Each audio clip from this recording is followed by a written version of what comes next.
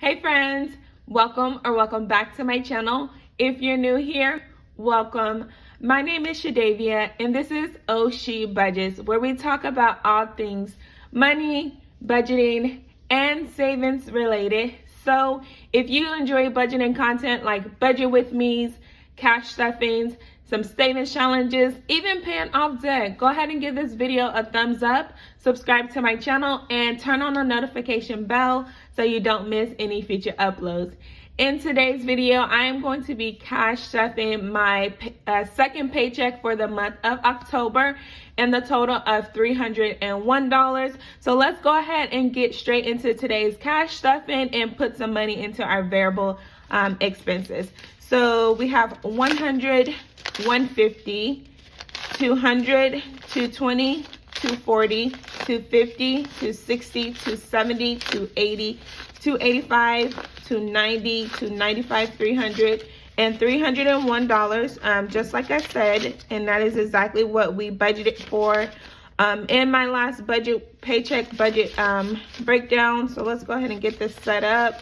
Now, my variable expenses are only my expenses that I spend during the week where I can actually use cash for.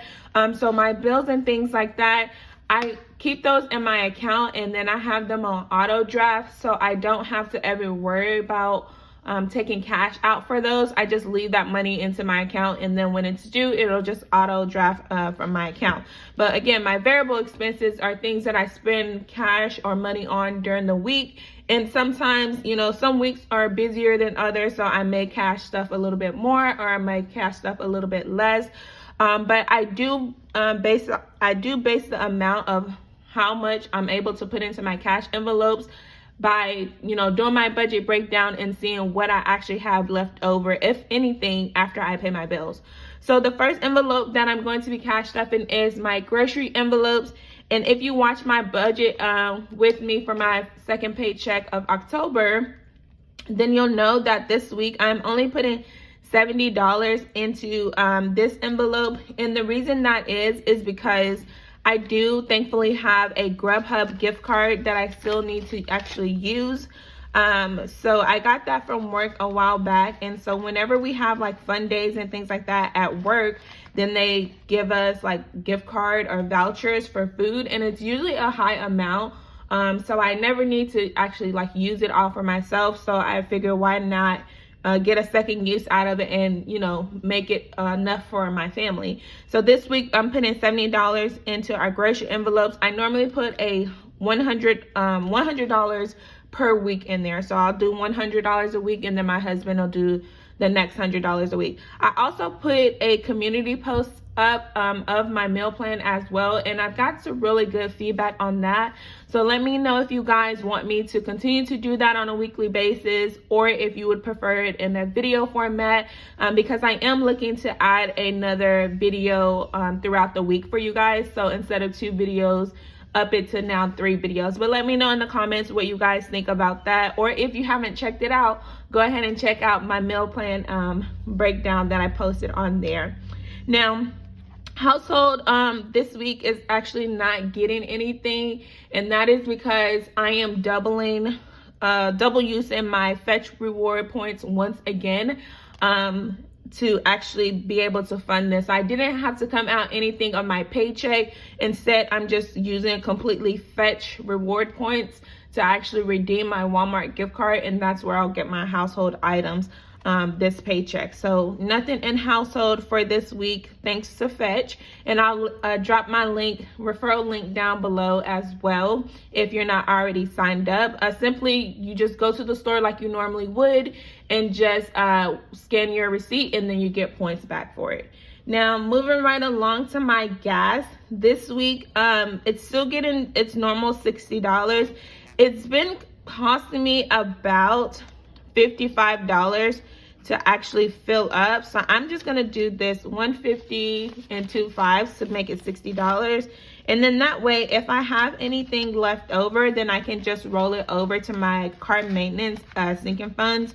And it's like every time I say that, I fill up one time and then like I need to get some more gas, so I end up using the additional $5 that I was hoping that I was going to be able to roll over.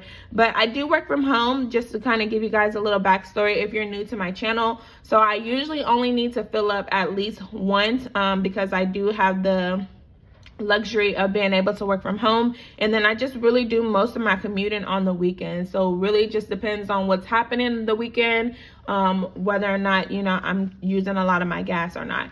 So that's my gas envelope this week. I also put some funds in here for self-care. Now, if you missed my last video, I did post my YouTube paycheck, my first YouTube paycheck. So I was able to put some funds into my self-care envelope. I'm also gonna put an additional $26 in here, and that's because I do like to put money aside for myself as well. So I just have to remind myself, because I have really bad mom guilt, and I don't know, I think it's just time for me to get out of that. So whenever I see I have money into my self-care envelope, then I know I don't feel as guilty treating myself as I normally would if I was just in my account and I was just like, you know, swiping my card. And then also it kind of helps me control like the amount that I spend. So sometimes I can be an emotional spender, if I'm being, you know, completely honest. But with the cash envelope system, I've just been able to maintain that a little bit more. I'm not gonna say completely, but it does help me extremely a lot. So the next one is my family fund envelope.